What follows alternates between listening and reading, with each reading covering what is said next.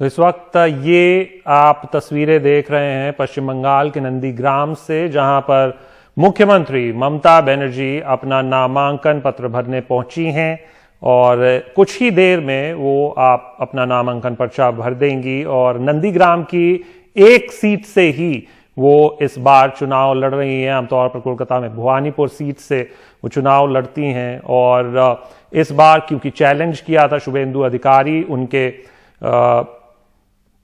एक अहम नेता जो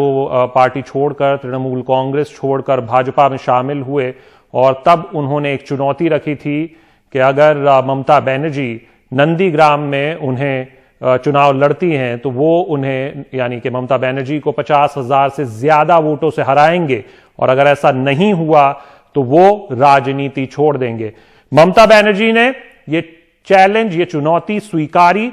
2 सीटों से लड़ने का उनके पास विकल्प था, लेकिन उसके बावजूद वो अपनी जो जहां से वो चुनाव लड़ती है उस सीट को छोड़कर नंदीग्राम से सिर्फ एक सीट से चुनाव लड़ने का उन्होंने रिस्क लिया, क्योंकि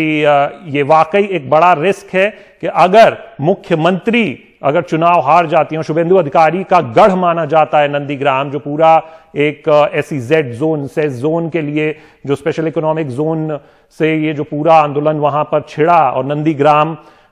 से छिड़ा, उसके बाद ही 34 साल की जो सरकार थी लेफ्ट की, वो 2011 में उसको तृणमूल कांग्रेस हटा पाई। उसके बाद फिर 2016 में तृणमूल कांग्रेस की सरकार आई और ज्यादा मजबूती के साथ आई।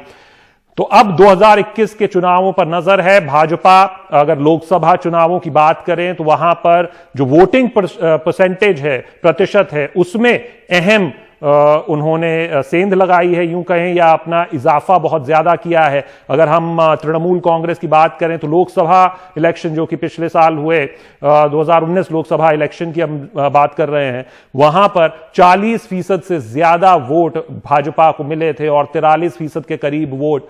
तृणमूल को मिले थे। तो वहां अगर उस संदर्भ में देखें तो टक्कर कड़ी है, लेकिन वो लोकसभा इलेक्शन से ये विधानसभा इलेक्शन है। यहां पर पश्चिम बंगाल के लिए सरकार चुननी है, वहां पर देश के लिए सरकार चुननी थी।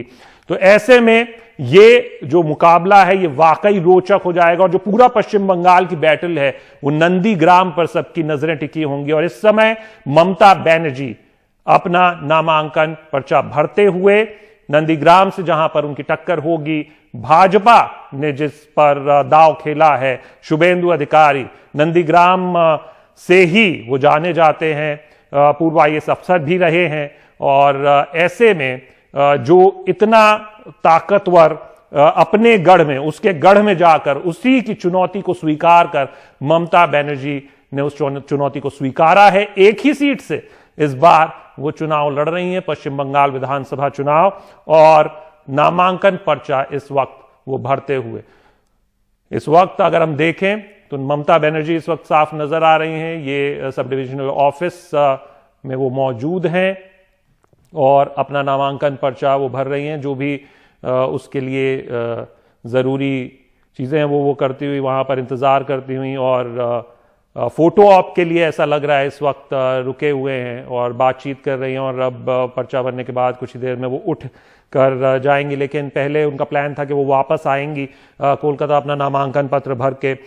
लेकिन अब जो खबर आ रही है वो ये कि आज वो शायद नंदीग्राम में ही रुक सकती हैं। तो ये चुनौती उन्होंने, अगर हम कहें कि कल जब प्रधानमंत्री नरेंद्र मोदी ने पहली रैली को संबोधित किया ब्रिगेड परेड ग्राउंड में, तब ममता बनर्जी ने सिलीगुड़ी में एक पद यात्रा निकाली और साफ तौर पर, सीधे तौर पर वो टक्कर दी कि जो पेट्रोल के प्राइसेस बढ़ रहे हैं, डीजल के प्राइसेस बढ़ रहे हैं, रसोई गैस के प्राइसेस बढ़ रहे हैं, उसके खिलाफ ये पदयात्रा थी, और महिलाओं की ये पदयात्रा उन्होंने निकाली। और साथ ही कल जब वो संबोधित कर रही थी तो उन्होंने ये भी कहा, नंदीग्राम में अभी वो इस वक्त है, लेकिन उन्होंने संबोधित करते हुए ये कहा कि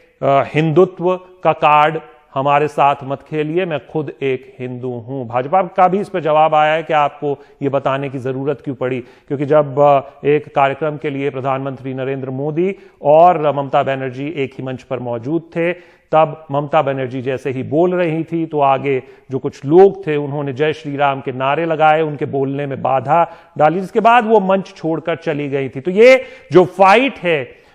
ममता बनर्जी वर्सेस बीजेपी, वो एक रोचक टक्कर में तब्दील होती नजर आ रही है और सबकी नजर नंदीग्राम बैटल पर।